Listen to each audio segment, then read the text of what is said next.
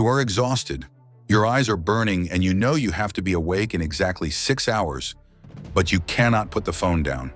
You do not have a discipline problem, and you do not have a sleep problem. Your brain is staging a biological rebellion.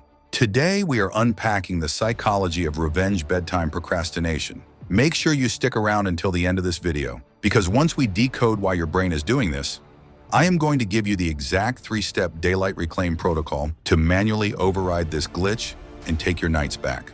Chapter 1. The Anatomy of Revenge. Look at your day. You wake up to an alarm you didn't want to set. You commute in traffic you cannot control.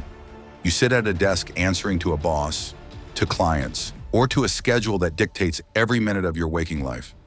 By the time 9 p.m. rolls around, you have been a compliant, highly functioning machine for 14 hours. And then the house finally goes quiet. Logically, you know sleep is the most productive thing you can do. But instead, you open a new tab. You start a new episode. You scroll the timeline until 2 a.m. Why do we actively destroy our own tomorrow? In psychology, this is known as revenge bedtime procrastination. The term actually originated in China as Baofuxing Aoyi, specifically describing workers in the brutal 9-to-9, 6 days a week tech culture. They were so stripped of personal time during the day that they would aggressively refuse to sleep at night. It is the word revenge that is the key here. You are not staying up because you are highly entertained. You are staying up to get revenge on the daytime hours that were stolen from you. You are choosing a feeling of control over your basic biological need for rest. Chapter 2. The Autonomy Deficit. To fix this, we have to understand the engine driving the behavior. You are suffering from an autonomy deficit. Autonomy, the feeling that you are the author of your own life, is not a luxury. It is a fundamental psychological need, right next to food, water, and shelter. When your entire day is dictated by external forces, meetings, emails, parental duties, societal obligations, your brain enters a state of severe deficit. It feels trapped. Simultaneously, you are experiencing what psychologists call ego depletion. Every time you force yourself to read a boring report, every time you politely smile at a frustrating coworker, you are spending willpower. Willpower is a finite resource. By midnight, your willpower tank is completely empty, but your autonomy deficit is screaming to be filled. This is a dangerous combination. You have the intense urge to rebel, but zero energy to do anything productive with that rebellion. So, what does your brain do? It searches for the cheapest, lowest effort form of control available. It chooses to control the one thing nobody else can touch, the decision to close your eyes. Chapter 3. The Illusion of Freedom. Here is the tragic irony of revenge bedtime procrastination. You stay up late because you want to feel free. You want to feel like you own your time. But look at what you are actually doing with that time. Are you painting? Are you building a business? Are you reading a masterpiece? Usually no. You are mindlessly scrolling an algorithmic feed or binge-watching a show you barely care about. This is the dopamine trap of the night. Because your willpower is depleted, you cannot engage in high-fidelity leisure. You settle for low-fidelity distraction. The apps you are using at 1 a.m. are engineered by thousands of neuroscientists to keep your eyes glued to the glass. You think you are taking back your freedom from your boss. In reality, you are just handing your autonomy over to a tech company. You have traded a daytime cage of obligation for a nighttime cage of distraction. And the worst part, it doesn't even work. Cheap dopamine does not refill your autonomy tank. You wake up the next morning feeling even more exhausted, even more out of control, and the cycle repeats with even greater intensity.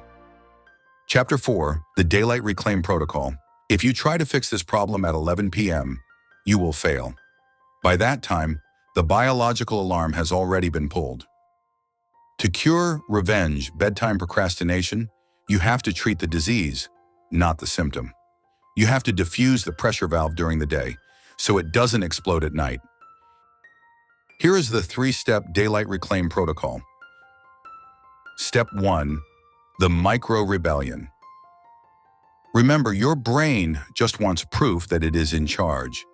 You need to steal back a piece of the day, right in the middle of your most heavily obligated hours. Now, if you work a chaotic 9 to 5 or have kids, finding 20 minutes of free time might feel impossible. That is okay. The duration does not matter. The autonomy matters. I want you to steal back just 5 to 10 minutes. Block it out on your calendar. Go sit in your parked car. Lock yourself in the bathroom if you have to. Walk around the building without your phone. During those 5 minutes, you answer to no one. By taking this micro break when you quote-unquote should be working, you are sending a powerful mechanical signal to your nervous system. I am still the owner of my life. This small act of daylight rebellion severely reduces the psychological need to rebel at midnight. Step 2. The boundary ritual.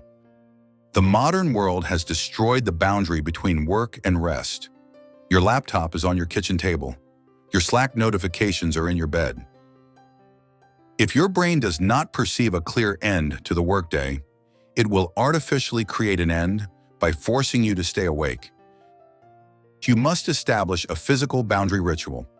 At 6 p.m., or whenever your obligations conclude, you need an action that signals termination. It could be physically shutting down your laptop and putting it inside a drawer.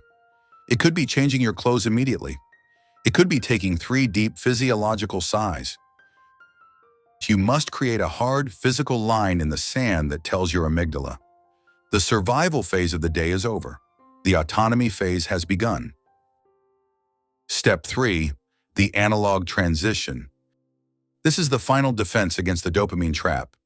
At least 1 hour before you intend to sleep, you must migrate from the glowing void of the digital world back into the physical world.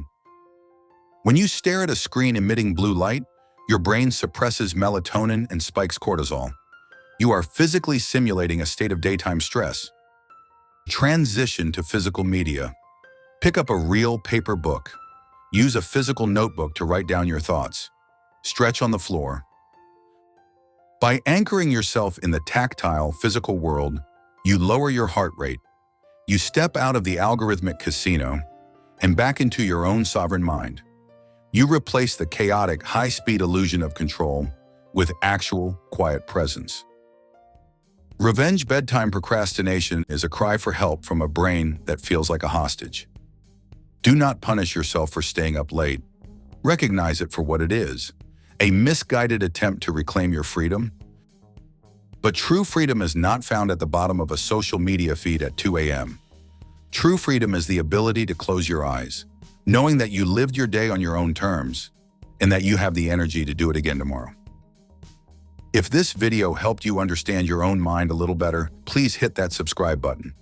We are building a community dedicated to mastering our psychology and building systems that actually work. And if you want to know exactly how to structure your day so you don't feel trapped in the first place, you need to watch my case study on building the system right here. It is the perfect next step to lock in your new habits. Take back your daylight, reclaim your night, and I will see you in the next session.